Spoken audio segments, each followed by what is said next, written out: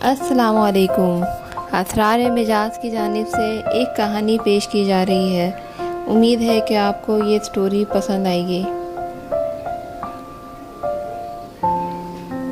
میں نے ایک عدد رشتہ تلاش کیا ہے، ناشتے کی میز پر سے برتن سمیٹتے ہوئے رمیسا نے کہا۔ میں نے اخبار پر سے نظریں ہٹا کر اسے گھور کر دیکھا اور پھر دوبارہ اخبار کی طرف متوجہ ہو گیا۔ سن رہے ہیں آپ؟ میں نے کیا کہا ہے؟ رمیسا دوبارہ بولی تو میں نے اخبار لپیٹ کر ایک طرف رکھ دیا۔ ہماری شادی کو ابھی صرف 1 سال اور چند ماہ ہوئے ہیں نا؟ مانا کہ ابھی ہماری اولاد نہیں ہوئی، لیکن بیگم صاحبہ، خدا کے ہاں دیر ہے اندھیر نہیں، مناسب وقت آنے پر وہ ہمیں اولاد کی نعمت سے بھی نواز دے گا۔ تم نے اتنی جلدی دل ہی ہار دیا؟ ہائے، یہ کیا الٹی سیدھی باتیں کر رہے ہیں آپ؟ میں کیا کہہ رہی ہوں آپ کیا سمجھ رہے ہیں؟ رمیسا نے حیرانی سے مجھے دیکھا۔ بھائی تم ہی تو کہہ رہی ہو کہ تم نے ایک رشتہ تلاش کیا ہے، یعنی اپنے ہاتھوں سے میری دوسری شادی کروا رہی ہو۔ آفرین ہے تم پر رمیسا بیگم، ایسا حوصلہ بھی کسی کسی میں ہوتا ہے۔ میں بسطور اسے زج کر رہا تھا، لیکن وہ بھی اب میرے لہجے میں چھپی شرارت بھاپ گئی تھی۔ آپ سے تو بات کرنا ہی فضول ہے عادل۔ میں کہہ رہی ہوں کہ میں نے سلمان کے لیے رشتہ دیکھ لیا ہے۔ سلمان کے لیے رشتہ؟ لیکن کیوں؟ میں نے استفسار کیا۔ کیوں کیا سلمان نے شادی نہیں کرنی؟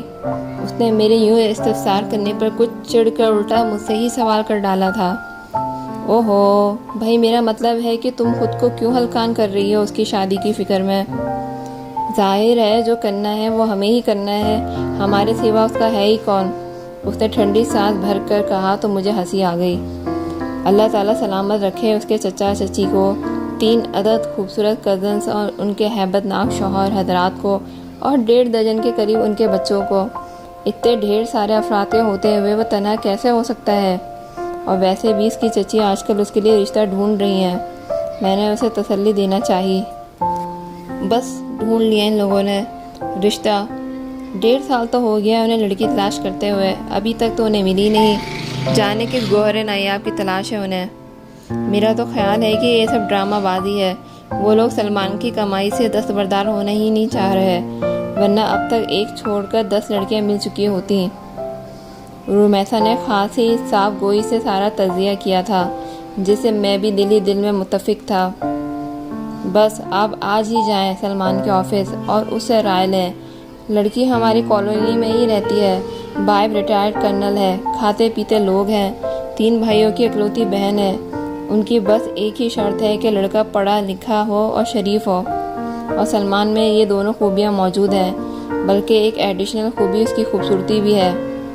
وہ تو جیسے پکا طے کر کے بیٹھی تھی کہ سلمان کا رشتہ وہیں طے کرانا ہے۔ اچھا بھائی، کروں گا بات۔ تم یہ سارے قوائف و شرائط مجھے لکھ کے دے دینا۔ کروں گا نہیں عادل، آج ہی کیجیے۔ آپ کی چھٹی بھی ہے، سلمان کے آفس چلے جائیے، ورنہ گھر جا کر تو ایسی بات ہو ہی نہیں سکتی۔ اس نے اتنا اصرار کیا کہ مجھے حامی بھرتے ہی بنی۔ ویسے بھی معاملہ میرے جگری دوست کا تھا۔ سلمان میرے بچپن کا دوست تھا۔ بہت چھوٹی عمر میں اس کے والدین کا ایک روڈ ایکسیڈنٹ میں انتقال ہو گیا تھا۔ اس کی پرورش چچا چچی نے کی، لیکن بڑا ہونے پر اس نے نہ صرف اپنے تعلیمی اخراجات ٹیوشنز کر کے پورے کیے، بلکہ اپنے چچا کی تھوڑی بہت ذمہ داریاں ان کے بغیر کہے ہی اپنے سر لے لی تھی۔ وہ مکمل طور پر سیلف میڈ انسان تھا۔ BCom کرنے کے بعد اس نے جاب کر لی تھی، اور جاب کے ساتھ ساتھ اپنا اس نے ICM میں مکمل کر لیا تھا، اور اس طرح بہت سا کٹھن وقت بڑی ہمت کے ساتھ گزارنے کے بعد آج کامیابیاں اس کے قدم چوم رہی تھی۔ آج کل وہ ایک ملٹی نیشنل کمپنی میں زبردست سی جاب کر رہا تھا۔ مسئلہ صرف ایک ہی باقی تھا، جس کے لیے آج میری بیگم نے مجھے بھیجا تھا۔ اب گزشتہ آدھے گھنٹے سے سلمان کے کیبن میں بیٹھا اس کا ہی انتظار کر رہا تھا، جو کسی میٹنگ میں شریک ہونے کے لیے گیا تھا، اور جب تھک ہار کر میں اٹھنے ہی والا تھا تو وہ چلا آیا۔ مجھے دیکھ کر حسب توقع اس نے بھرپور خوشی کا اظہار کیا۔ حال احوال پوچھنے کے بعد میں نے ڈائریکٹ اپنے مسئلے پر آ گیا۔ اور سنا یار، اپنی شادی کے لڈو کب کھلوا رہا ہے؟ کیسی شادی؟ کہاں کے لڈو؟ فی الحال تو کام سے ہی فرصت نہیں مل رہی۔ بڑا سخت باس آیا ہے ہمارا، بہت مشکل سے ایسے ٹیڑھے بندے کے ساتھ کام کرنا۔ وہ ٹھنڈی سانس بھر کر اپنے باس کی تفصیل سنانے لگا۔ بات سن یار، میں تیرے باس کے ظلم و ستم کی داستان سننے نہیں آیا ہوں، بہت ضروری بات کرنی ہے تجھ سے، میں نے تنگ آ کر اسے ٹوکا۔ اچھا کیا ضروری بات ہے؟ وہ میری طرف متوجہ ہوا تھا۔ ابھی میں نے لب کھولے ہی تھے کہ چپراسی ایک لفافہ لے کر اس کے پاس آیا۔ اس نے الٹ پلٹ کر لفافے کو دیکھا اور پھر کچھ حیران ہو کر لفافہ کھول کر اندر سے صفحہ نکالا۔ میں چپ چاپ اس کے فارغ ہونے کا انتظار کرتا رہا۔ وہ جیسے جیسے صفحہ پڑھ رہا تھا اس کے چہرے کے تاثرات بدل رہے تھے۔ کیا ہوا سلمان، خیریت ہے؟ میں پوچھے بغیر نہ رہ سکا۔ ہاں، اس نے چونک کر مجھے دیکھا اور پھر کچھ نہیں یار کہہ کر مجھے تسلی دیتے ہوئے کاغذ کا وہ ٹکڑا اپنی جیب میں تہہ کر کے رکھ لیا تھا۔ مجھے بڑی حیرت ہوئی، وہ یقیناً مجھ سے کچھ چھپا رہا تھا۔ تیری بھابھی نے تیرے لیے ایک پیغام دیا ہے۔ میں دوبارہ اصل موضوع کی طرف آ گیا۔ کیا؟ ہاں عادل، ذرا ایک منٹ یار، اس نے دراز کھولتے ہوئے کہا۔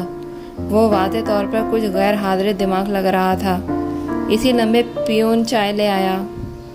توفیق بات سنو یار، اس نے پیون کو رکنے کا اشارہ کیا، پھر دراز میں سے چیک بک نکال کر ایک چیک سائن کر کے اسے تھما دیا اور ساتھ ہی ایک چٹ پر بھی کچھ لکھ دیا تھا۔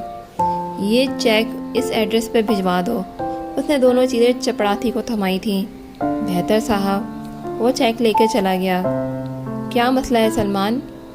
میں زیادہ دیر تجسس دبائے بغیر نہ رہ سکا۔ بھابھی کہاں ہے، گھر یا میکے میں؟ اس نے میرا سوال سنی انسنی کرتے ہوئے پوچھا۔ گھر پر ہی ہے یار۔ کیوں؟ یار تجھے اور بھابھی کو میرا ایک کام کرنا ہے، اس نے کہا۔ ہاں بول، کیسا کام؟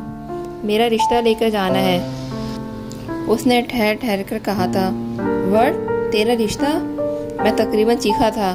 5 منٹ پہلے تو تجھے شادی کی فرصت نہیں تھی اور اب اچانک رشتہ بھیج رہا ہے، چکر کیا ہے آخر؟ کوئی چکر نہیں، بس اکیلے رہتے رہتے تھک گیا ہوں۔ لڑکی ہے کون؟ کیسی ہے؟ کہاں رہتی ہے؟ تیری سے ملاقات کب اور کہاں ہوئی؟ اور اب تک تو نے ساری باتیں مجھے کیوں نہیں بتائی؟ میں نے ایک دم تابڑ توڑ سوال کیا۔ ہاں سوال تو سب اچھے ہیں، لیکن افسوس مجھے ایک کے سوا اور کسی کا جواب نہیں معلوم۔ رہتی وہ اسی شہر میں ہے، کون ہے، کیسی ہے، یہ بھابھی مجھے بتائیں گی، کیونکہ میری تو اب تک اس سے کوئی ملاقات ہی نہیں ہوئی۔ اگر ہوتی تو سب سے پہلے تجھے ہی بتاتا۔ وہ کرسی کی پشت سے سر ٹکا کر ریلیکس انداز میں بیٹھ گیا تھا۔ چکر تو ضرور ہے، تو نہ بتانا چاہے تو یہ بات الگ ہے۔ خیر فی الحال تو مجھے ایڈریس بتا، میں اور رمیسا آج شام کو ہی جائیں گے۔ میں نے اسے پتہ مانگا۔ جواباً وہ مجھے ایڈریس سمجھانے لگا۔ بس اب خوب اچھا امپریشن ڈالنا ہے ان لوگوں پر۔ تھوڑے دن پہلے چچا چچی وغیرہ بھی گئے تھے، لیکن بات بن نہ سکی۔ اب سارے معاملے کو سنبھالنا تمہارا کام ہے۔ اتنی تعریفیں کرنا میری ہی کہ وہ لوگ انکار نہ کر سکیں، سلمان نے کہا تو میں ہنس پڑا۔ خیر اس کی فکر تو نہ کر، یہ رمیسا کے بائیں ہاتھ کا کام ہے۔ ویسے بھی جھوٹ بولنے کی کافی پریکٹس ہے، میں نے اٹھتے ہوئے کہا تو وہ بھی ہنس دیا۔ میں رمیسا کو لے کر شام کو ہی وہاں گیا تھا۔ میرے خیال کے برعکس وہ متوسط طبقے کے لوگ تھے۔ لڑکی کے والد کسی سرکاری ادارے میں ملازم تھے، شریف اور ملنسار لوگ تھے۔ چھوٹا سا گھر تھا۔ رمیسا نے اپنی ساری صلاحیتیں صرف کر کے سلمان کا مقدمہ لڑا تھا اور نتیجہ حسب توقع نکلا۔ انہوں نے رسمی طور پر سوچنے کی مہلت مانگی تھی۔ 2-4 ملاقاتوں کے بعد سلمان کے متعلق مکمل چھان بین کروا لینے کے بعد انہوں نے ہاں کر دی۔ شادی کی جلدی دونوں فریقین کو تھی۔ سلمان نے جہیز کے نام پر کچھ بھی لینے سے بالکل منع کر دیا تھا۔ صاف ستھرے سے علاقے میں مناسب سا مکان اس نے پہلے ہی لے لیا تھا۔ شادی کے بعد دلہن نے اسی گھر میں رہنا تھا۔ کچھ چھوٹی موٹی تیاریوں کے بعد سادگی سے شادی ہو گئی۔ سلمان کے چچا چچی اس کی تمام پیش رفت پر ہکا بکا تھے۔ دنیا دکھاوے کو انہوں نے شادی میں شرکت تو کی، لیکن سارا انتظام میں نے اور رمیسا نے ہی سنبھالا تھا۔ رمیسا اس شادی پر بے انتہا خوش تھی۔ دلہن کا نام نیتا تھا۔ رمیسا کو وہ بہت ہی پسند آئی تھی۔ خوش تو میں بھی بہت تھا، لیکن اس ساری شادی میں کچھ نہ کچھ راز ضرور پوشیدہ تھا جو سلمان نے مجھ سے چھپایا ہوا تھا، اور میرے اندر تجسس کا مادہ ہمیشہ سے ہی بہت ہے، لہذا ایک بے چینی سی تھی۔ اس دن میری آفس میں موجودگی میں جو خط آیا تھا اسی کو پڑھ کر سلمان نے آنن فانن شادی کا فیصلہ کیا تھا۔ اب اس خط میں کیا تھا؟ یہ خط بھیجنے والے کو معلوم تھا یا پھر سلمان کو؟ میں مناسب موقع کے انتظار میں تھا۔ سلمان اور ندا ہنی مون کے لیے شمالی علاقہ جات کی طرف نکل رہے تھے۔ جانے سے ایک دن پہلے میں نے انہیں رات کے کھانے پر انوائٹ کیا تھا۔ وہ دونوں تیار ہو کر سرے شام ہی پہنچ گئے تھے۔ دونوں کتنے خوش تھے، اس کا اندازہ ان کے کھلے ہوئے چہرے دیکھ کر ہو رہے تھے۔ ان دونوں کو یوں خوش باش دیکھ کر میں اور رمیسا بھی دل ہی دل میں خوشی محسوس کر رہے تھے۔ ساتھ ہی ساتھ اپنے شادی کے ابتدائی ایام بھی یاد آ رہے تھے۔ کھانے کے بعد گرین ٹی کا دور چلا اور تب میں نے سلمان کو گھیر کر اس سے خط والا معاملہ پوچھ ہی ڈالا۔ میری بات سن کر ندا اور سلمان دونوں ہی بڑے زوردار ہنسے، جبکہ رمیسا ٹکر ٹکر ہم سب کو دیکھ رہی تھی۔ اس سے میں نے اب تک یہ ساری بات پوشیدہ رکھی تھی۔ میں نے تو کم از کم شادی تک صبر کر لیا تھا۔ اگر وہ میری جگہ ہوتی تو اس وقت تک ندا کے گھر نہ جاتی جب تک اسے سارے معاملے سے مکمل آگاہی نہ ہو جاتی۔ اب میرے سوال اور ان کی مسکراہٹ سے وہ حیران ہو رہی تھی۔ کیوں جناب، بتا دوں، اجازت ہے؟ سلمان ندا کی طرف شرارتی نظروں سے دیکھتا ہوا پوچھ رہا تھا۔ جواب میں ندا نے ہاں میں گردن ہلا دی۔ مسکراہٹ ابھی بھی اس کے لبوں سے امڈی پڑ رہی تھی۔ سلمان نے والیٹ نکال کر وہ صفحہ اس میں سے نکالا اور مجھے تھما دیا۔ شروع کی عبارت دیکھ کر ہی میں سٹپٹا گیا تھا۔ نوٹس برائے وصولی ہرجانہ۔ جناب سلمان صاحب، مورخت 26 مئی کو آپ کی چچی جان بغرض رشتہ ہمارے گھر تشریف لائیں۔ ہم متوسط طبقے کے لوگ ہیں۔ میرے والد گورنمنٹ ملازم ہیں۔ ہم لوگوں نے اپنی بساط سے بڑھ کر آپ کے رشتہ داروں کی خدمت کی، چونکہ انہوں نے آنے سے پہلے اپنے پروگرام سے ہمیں آگاہ کر دیا تھا، لہذا سموسے، بوتل، چکن، پیٹریز، کیک، چائے، فروٹ اور دیگر لوازمات سے ان کی خوب خاطرداری کی۔ اس مد میں تقریباً 550 روپے کا خرچہ آیا۔ میں اور میری بہن ایک پرائیویٹ اسکول میں جاب کرتے ہیں۔ اس دن ہم دونوں نے چھٹی کی تھی۔ ایک چھٹی پر تنخواہ میں سے 100 روپے کٹتے ہیں، یوں مزید 200 روپے کا نقصان اٹھانا پڑا۔ ایک ہفتے بعد آپ کی چچی اپنی ایک بیٹی کے ہمراہ آئیں۔ کم و بیش یہی سارا خرچہ اس دن بھی اٹھانا پڑا۔ پھر 15 دن بعد وہ فون پر پروگرام سیٹ کر کے اپنی تمام بیٹیوں اور ان کے بچوں کو لے کر آ گئیں۔ اس بار کھانے کا اہتمام بھی کرنا پڑا، جس پر 1200 روپے کا خرچ آیا۔ چھٹی کی مد میں اس بار بھی 200 روپے کی کٹوتی ہوئی۔ نیز آپ کے بھانجے بھانجیوں نے کھیل کود کے دوران ڈرائنگ روم میں سجے گلدان بھی توڑ ڈالے، جن کی قیمت 300 روپے تھی۔ یہ تمام نقصانات میرے والدین کو گوارا تھے، لیکن پھر ہوا یہ کہ 3 دن بعد آپ کی چچی نے انکار کہلوا دیا۔ میرے والدین سب پر شکر کر کے خاموشی سے بیٹھ گئے، لیکن محترم سلمان احمد صاحب، میں مزید خاموشی اختیار نہیں کر سکتی۔ آپ کے گھر والوں کی اپنی حیثیت سے بڑھ کر خاصی تواضع کرنے کا نتیجہ یہ نکلا کہ ہم نے پورا مہینہ دال سبزی میں گزارا ہے۔